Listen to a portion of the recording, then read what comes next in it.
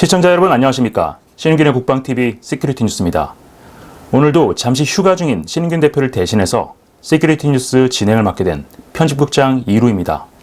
오늘도 우크라이나와 러시아, 중동 관련된 소식을 가지고 왔습니다. 우리나라를 비롯해서 동양권에는 간접 경험의 중요성을 강조하는 사자성어나 속담이 많습니다. 직접적인 경험을 하지 않고는 사물의 이치를 깨닫지 못하는 동물과 타인의 경험, 타인의 실패를 통해서 학습을 할 수 있는 인간의 차이점. 이 차이점이 인간을 만물의 영장으로 만들었는데, 그래서 동양권에서는 타산지석, 반면교사라는 말이 널리 사용되고 있습니다. 오늘 메인 뉴스는 이와 관련된 소식입니다. 먼저 우크라이나 전황 보고부터 받으시겠습니다. 주요 전과 및 전선 상황입니다. 우크라이나군 총참모부가 현지 시각 2월 16일 오전 9시 기준으로 이번 전쟁에서 러시아군의 전사자가 40만 명을 돌파했다고 밝혔습니다.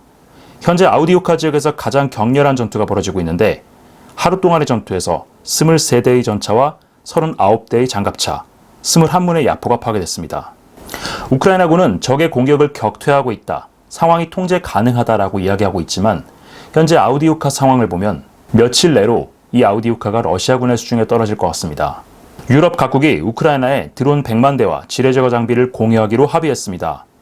이 드론 100만 대라는 것은 정말 어마어마하게 많은 양인데 우리가 일반적으로 많이 사용하고 있는 그런 상용 드론을 생각을 해보면은 그렇게 값비싼 장비는 아닙니다. 최근에 여러분께서 유튜브를 트실 때마다 항상 그 광고가 나오는 중국 온라인 쇼핑몰, 이곳은 가입만 하더라도 드론을 준다라고 하는데, 물론 그 드론의 안전성이라든가 보안 문제 같은 걸 생각했을 때 그 드론을 받기 위해서 그 웹사이트에 가입하시는 분은 없겠지만 그런 간단한 구조의 드론조차도 군사적으로 효용성이 굉장히 높은 것이 현재의 우크라이나 전쟁 상황이기 때문에 이 100만 대의 드론이 들어가게 되면 우크라이나군의 전투 수행 방식이 완전히 바뀔 것으로 보입니다. 독일이 1억 유로, 스페인이 M113 장갑차를 추가로 공유하기로 합의했습니다. 스페인이 공급하기로 한 장갑차의 수량은 발표되지 않았습니다. 우크라이나가 15일 있었던 반공전투의 요격률이 50%라고 밝혔습니다.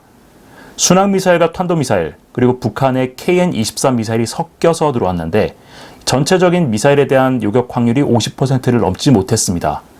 대부분의 순항미사일이나 드론 표적 같은 경우에는 반공포로 잡았고요. 지금 지대공 미사일 재고가 굉장히 부족해서 키이우나 리비우, 하르키우 같은 대도시의 방공에 굉장히 큰 구멍이 발생했다고 합니다. 볼로디미르 젤렌스키 대통령이 폴란드 국경 사태가 연대 원칙을 위반했다라고 폴란드 당국을 원색적으로 비난하고 나섰습니다. 이 사진을 보시면 현재 폴란드와 우크라이나 국경에 있는, 즉 우크라이나에서 유럽 지역으로 수출을 나가려고 하는 그런 곡물들이 실려 있는 트럭들이 저렇게 차단된 채로 있는 모습을 보실 수 있는데요. 분노한 폴란드 농민들이 이 검문소를 세워놓고 우크라이나에서 유럽으로 들어가는 곡물수송 차량들을 공격을 하고 있습니다. 이 공격이라고 해서 인명피해를 야기하는 그런 공격은 아니고 차량을 운행하지 못하게 한 다음에 그 차량에 실려있던 곡물을 도로로 쏟아버리는 겁니다. 사용하지 못하도록요. 사실 이 문제는 작년부터 계속 불거져 왔습니다. 우크라이나가 유럽 지역에 인력이라든가 이런 농산물을 덤핑해서 수출하고 있고, 이 때문에 유럽 각지에서 우크라이나의 덤핑 농산물을 제재하라는 그런 농민들의 아우성이 굉장히 컸었습니다.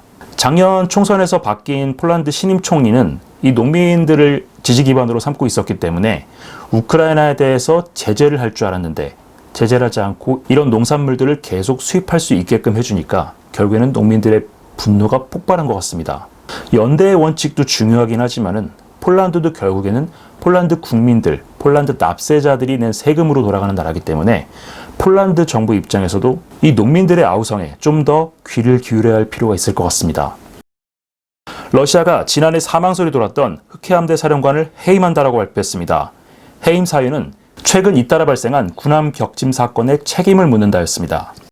러시아가 2월 14일 하루에만 159기 이상의 유도폭탄을 집중적으로 투발하고 있다고 합니다. 주로 아우디오카 전선에서 수호-24나 수호-25 공격기에 의해서 수행되고 있는데, 원래 러시아가 이런 근접 지상 항공 지원 같은 경우엔 거의 실시하지 않았죠. 이 항공 전력에 대한 화력 의존도가 굉장히 낮았는데 최근에는 포병 전력이 좀 부족하다 보니까 이렇게 정밀 유도폭탄을 이용해서 원거리에 있는 우크라이나 표적을 강타하는 그런 활공 유도폭탄을 이용한 공습이 잦아졌다고 합니다. 러시아가 아우디우카를 3면에서 포위하고 파상 공세를 퍼붓고 있습니다. 우크라이나가 도심 지역에 투입했던 제3돌격여단을 철수하기 시작했습니다. 상황이 이럼에도 불구하고 올렉산드르 시르스키 우크라이나군 총사령관은 아우디우카의 현재 상황은 어렵지만 통제가 가능하다라고 밝히고 있습니다. 자, 이 지도를 먼저 보시겠습니다. 척파러시가 도식한 지도인데 이 지도를 보시면 척파러시는 원래는 우크라이나군에게 굉장히 프렌들리하게 지도와 상황을 작성하는 분으로 좀 유명했는데 그분이 작성한 이 지도를 보더라도 러시아군이 이미 도심지를 관통해서 아우디우카 서쪽까지 진출해 있는 것을 볼 수 있고요. 이 지도에서는 다소 축소되어 있는데 남부 지역에서도 러시아군 기갑부대의 진격이 굉장히 빠르게 진행돼서 아우디우카 서남쪽을 완전히 에워쌌다고 합니다. 그래서 지금 이 아우디우카 도심 지역에 제3돌격여단 아조프 연대라고 불렸던 그 부대죠. 그 부대가 들어가긴 했는데 포위 섬멸될 가능성이 있기 때문에 병력들을 빼고 있다고 합니다. 지금 현재 이 지역에서 작전 중인 우크라이나군의 가장 큰 목표는 아우디우카 지역에 있는 아군의 안전한 탈출을 돕고 이 지역에 계속 공세를 가하고 있는 러시아군에게 최대한의 소모를 강요하는 그런 전략으로 보이는데요.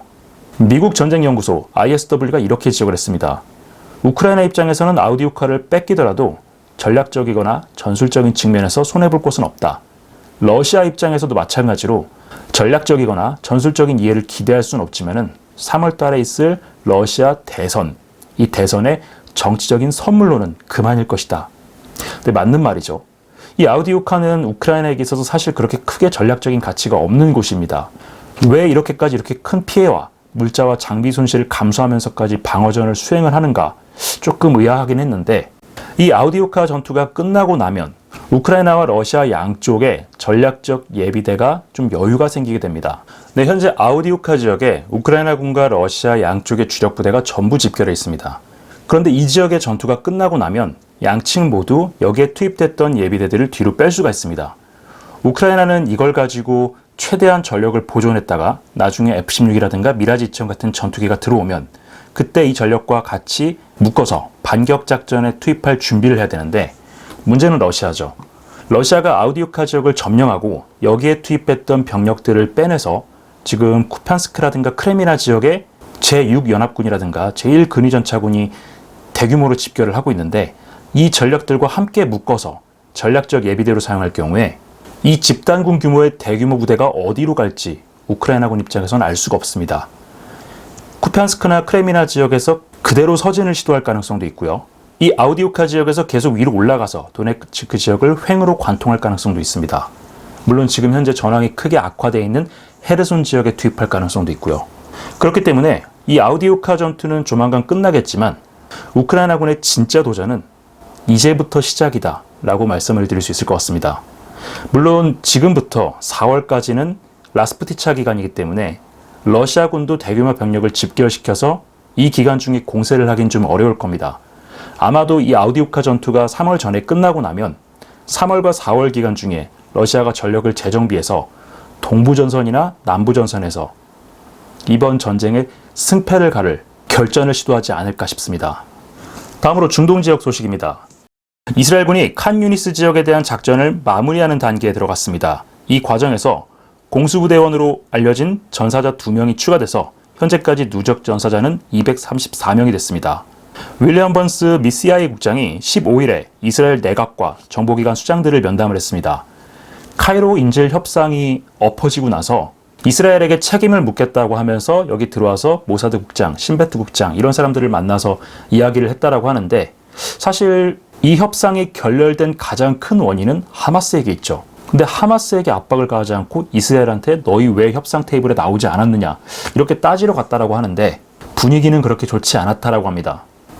어제 조 바이든 대통령과 베냐민 네타냐후 총리가 약 40분 정도 통화를 했습니다. 바이든 대통령은 미국이 인질 구출을 위해서 정말 쉬지 않고 일하고 있다 라고 이야기했고 그러한 노력을 하고 있으니 라파 지역에 대한 공격을 멈춰라 라고 압박을 했습니다. 물론 이 통화는 그렇게 좋은 분위기에서 끝나지는 않았고요. 각각 따로 성명을 발표했는데 네타냐후 총리는 이 통화 직후에 미국을 비롯한 이 서방 세계의 압력에 맞서겠다라고 얘기했습니다. 즉 라파 공세는 계속 될 것이라는 거죠. 현재 이스라엘군은 칸 유니스 지역을 정리하고 이 칸 유니스부터 라파 지역에 이르는 민간인들을 대피시키는 데 작전에 중점을 두고 움직이고 있습니다. 이 라파 서쪽에 있는 해안 지역에 대규모 난민 캠프를 건설하고 여기로 지금 민간인들을 유도를 하고 있는데, 이집트도 마찬가지로 이 라파의 국경선이 뚫려서 민간인들이 피난민으로 내려올 가능성에 대비해서 이 지역에 병력을 증파하고 이 주변에 굉장히 큰 규모의 난민 캠프를 짓고 있다고 합니다. 타임스 오브 이스라엘이 이스라엘군 내부 보고서를 입수해서 보도를 했습니다. 이스라엘군 정부 판단으로는 하마스가 이번 전쟁 이후에도 조직을 유지하고 재건할 수 있을 것이다 라고 보고 있는데요. 사실 이런 유형의 테러 단체들 정말 뿌리 뽑기 어렵죠. 민간인들 속에 숨어서 그 사람들 속에 기생하며 살기 때문에 그 주민들이 각성하지 않는 이상 이런 자들은 계속해서 활개칠 겁니다. 지금도 가자 지역 북부 지역에서 이스라엘군이 철수한 그 지역에서는 여전히 하마스가 권력을 장악하고 점점 그 세력을 넓혀가고 있다고 합니다. 이런 상황에서 UN 인권 담당 사무차장이라는 작자의 입에서 정말 끔찍한 말이 나왔습니다. 네, 바로 이 사람인데요. 트럼프 대통령 당시의 미 국무장관이었죠. 폼페이오 당시 장관과 면담하고 있는 그리피스 UN 인권 담당 사무차장입니다. 이 작자가 인터뷰에서 하마스는 테러 단체가 아니라 정치적 운동이다 라고 이야기했습니다. 아니, 세상 어떤 정치적 운동이 민간인들을 잡아 죽이고 부녀자를 욕보이고 재물을 약탈하고 이런 깡패짓을 한단 말입니까? 이런 식의 논리로 따지면은 전 인류가 공공의 적이라고 얘기했던 IS도 정치적 운동이 될 수 있겠네요. 이 작자가 어떻게 UN 인권 담당 사무차장이라는 중책까지 올라올 수 있었는지는 모르겠지만 이 작자의 과거 행적들을 보면은 중동 지역에서 어떤 중재를 하겠답시고 나서서 사태를 더 악화시켰던 그런 사례들을 많이 볼 수 있습니다. 대표적으로 예멘의 후티 반군 문제가 이 지경까지 오게 된 데 결정적인 역할을 한 인물이라고 합니다. 우리나라도 그렇고 유럽도 그렇고 이 작자는 스리랑카 출신의 영국인인데 도대체 어떻게 이렇게 무능력한 사람들이 국제기구의 중책까지 올라갔는지 모르겠습니다. 이스라엘이 수감자 1,500여 명을 석방하겠다라고 하마스에 제안했지만 하마스가 협상을 거부했다라는 이스라엘 현지 매체의 보도가 나왔습니다. 최근에 레바논과 이스라엘의 교전이 점점 격화되고 있는데 이스라엘이 15일 실시한 레바논 공습에서 헤즈볼라 고위지휘관인 알-데베스를 제거했다라고 밝혔습니다. 제가 어제 시큐리티 뉴스에서 전해드렸죠. 이스라엘이 레바논 내륙 지역까지 굉장히 큰 규모로 공습을 감행했는데 이 공습에서 여러 개의 정착촌과 마을, 도시들이 파괴가 됐고 헤즈볼라가 숙소와 지휘소로 사용하던 건물이 굉장히 많이 파괴가 됐는데 헤즈볼라의 고위급 간부인 알-데베스가 사망했고 그의 부관 그리고 그의 참모진들도 함께 폭사했다고 합니다. 이스라엘이 이런 식으로 지휘관을 죽이니까 헤즈볼라도 현지 시각으로 16일 새벽에 반격을 실시했습니다. 골란고원과 가까운 케아트 시모나 지역에 25발의 로켓을 발사한 건데요. 이스라엘이 아이언돔으로 교전을 하긴 했지만은 중과부적으로 일부 피해가 발생했습니다. 자, 교전 영상 보시겠습니다.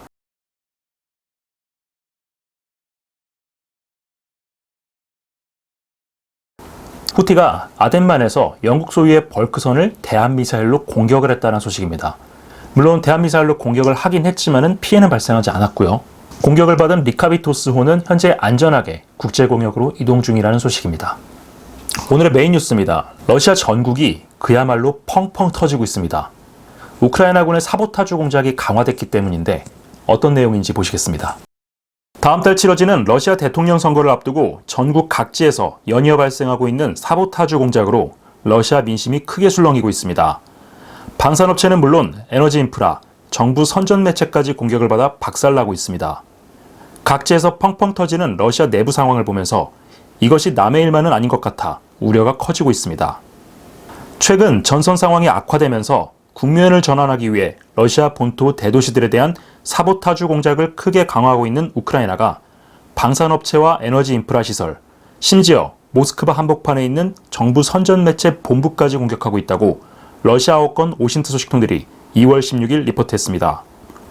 소식통에 따르면 현지 시각 2월 15일 새벽 러시아 국립미디어그룹 소유의 국영선전 매체 이즈베스티아 사옥에서 방화로 추정되는 화재가 발생했으며 이로 인해 러시아 당국의 선전 업무가 일시적으로 마비됐습니다. 이즈베스티아는 1917년 소련 공산당의 대외 선전 신문으로 창간된 러시아 최대의 정부 선전 매체인데요. 크렘린에서 불과 1.7km 떨어진 모스크바 도심 한복판에 현대화된 사옥을 가지고 있었는데 사옥 1층에서 방화로 추정되는 화재가 발생했습니다. 화재 발생 직후에 화재 경보기나 화재 진압 시스템도 작동하지 않았습니다. 이 신문은 블라디미르 푸틴 러시아 대통령의 내연녀로 알려진 전 체조 선수 알리나 카바에바가 이사회 의장으로 앉아있는 국립미디어그룹의 정부 선전 매체입니다. 전쟁 발발 이후 사실 왜곡과 거짓 선전전으로 악명이 자자했던 관제 언론입니다. 우크라이나의 공격은 선전 매체에 그치지 않았습니다. 15일 하루에만 확인된 사보타주만 3건이 더 확인됐는데요. 크루스크 폴리에바 정유소 시설이 소형 자폭 드론 공격을 받아 전소됐고 우크라이나에서 직선거리로 3,100km 이상 떨어진 알타이 지역 비스크의 군수공장에서도 폭발이 발생했습니다. 비스크 군수공장은 러시아 국가우주국 산하의 방산업체 FRPC 알타이가 소유한 화약공장입니다. 이곳에서는 포탄의 추진장약과 로켓 추진체, 산업용 폭발물이 생산되는 것으로 알려졌습니다. 비스크 공장에서 약 570km 떨어진 노보시베르스크 쿠이비셰프에서도 사보타주 공작이 식별됐습니다.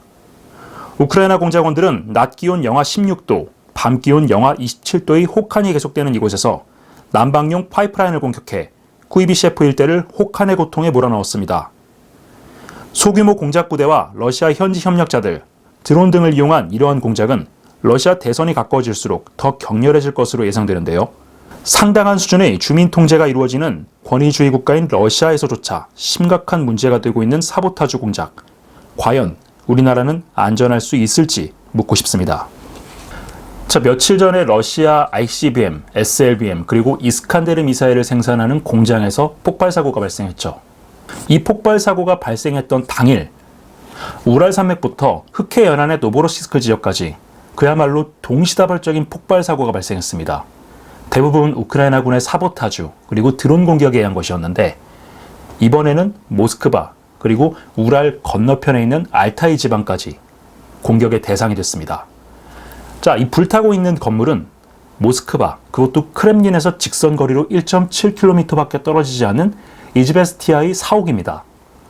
이 신문은 소련 시절부터 굉장히 강력한 영향력을 가진 선전 매체였는데 이 선전 매체이고 러시아가 그것도 푸틴의 내연녀가 운영하는 그런 기관이다 보니까 예산이라든가 보안 이런 부분에서 굉장히 빵빵했던 기관이었죠. 그런데 새벽에 누군가가 이 사옥에 침투를 해서 화재 경보기 그리고 자동 소화 장치를 꺼놓고 로비에서 불을 질러서 1, 2층 전체가 다 불에 탔다라고 합니다. 다른 곳도 아니고 러시아의 선전 매체, 그것도 푸틴이 머물고 있는 곳에서 1.7km밖에 떨어지지 않은 곳에서 이러한 공작이 발생했다는 것은 러시아 입장에선 굉장히 큰 충격이겠죠. 여기에 더해서 알타이 지방에 있는 러시아의 로켓 추진체 생산 공장에도 화재가 발생했습니다. 여기 지금 흰 연기가 올라오는 이 사진이 현장 사진인데 일단 위치상으로는 이 화약 공장이 맞다라고 하는데 이 연기의 정체를 놓고서는 여러 가지 분석이 오가고 있습니다.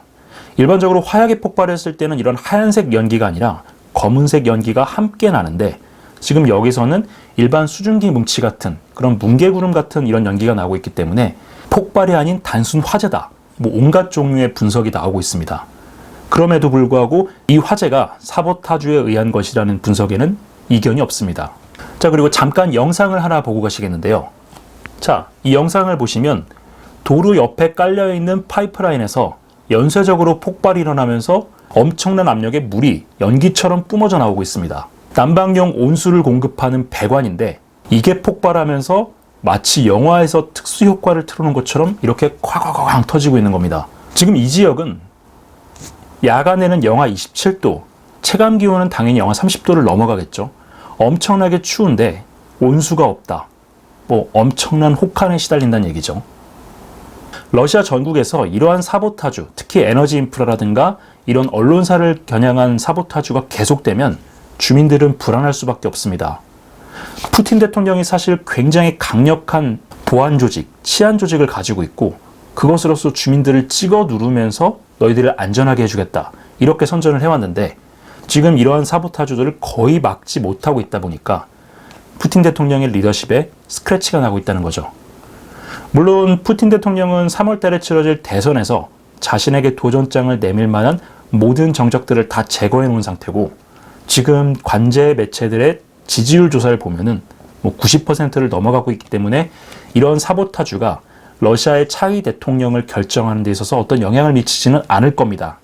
그렇지만 러시아 국민 절대 다수의 지지가 없는 상황에서 계속해서 권력을 연장했을 경우에는 푸틴 대통령의 국정 운영에 그 원동력이 굉장히 약화되겠죠. 자, 그런데 제가 우려하는 것은 서두에서 말씀드렸던 것처럼 러시아에서 벌어지고 있는 이 사건들이 남의 일이 아니라는 겁니다. 타산지석, 반면교사라고 하죠. 굉장히 엄격한 통제가 이루어지고 있는 러시아에서조차 이런 사보타주 공작이 활발하게 일어날 정도라면은 공권력이라는 게 굉장히 무시받고, 공안, 공공의 안전이라는 단어만 꺼내도 많은 사람들이 개거품을 물고 있는 이 대한민국에서는 전시화됐을 때 국가 인프라라든가 다중 이용시설이 과연 이러한 테러로부터 안전할 수 있을까, 이런 고민을 안 할 수가 없습니다.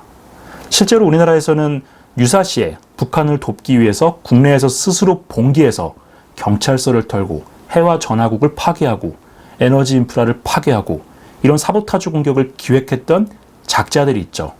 그리고 그 작자들의 수괴가 국회의원 배지를 달고 국회에 들어가서 군사기밀을 빼돌리기도 했었습니다. 다음 총선에서 더불어민주당이 위성정당으로 만드는 그 정당 안에 간첩단 관련된 사람들이 굉장히 많이 바글바글 줄을 섰다라고 하죠. 이 사람들이 국회와 같은 제도권 안에 들어오면 여기서 얻어진 힘과 정보 그리고 자금을 동원해서 얼마나 더 엄청난 반역 행위를 준비할지 정말 상상하는 것조차 끔찍합니다. 부디 다음 선거는 정말 잘 치러서 우리 자유민주주의 대한민국이 제공하는 온갖 혜택은 다 받아먹고도 이 자유 대한민국을 엎으려고 하는 그런 세력들이 두 번 다시는 제도권에 들어오지 못하도록 방어적 민주주의를 보다 확고하게 구축해야 되겠습니다. 오늘 시큐리티 뉴스는 여기까지입니다. 시청해주셔서 감사합니다.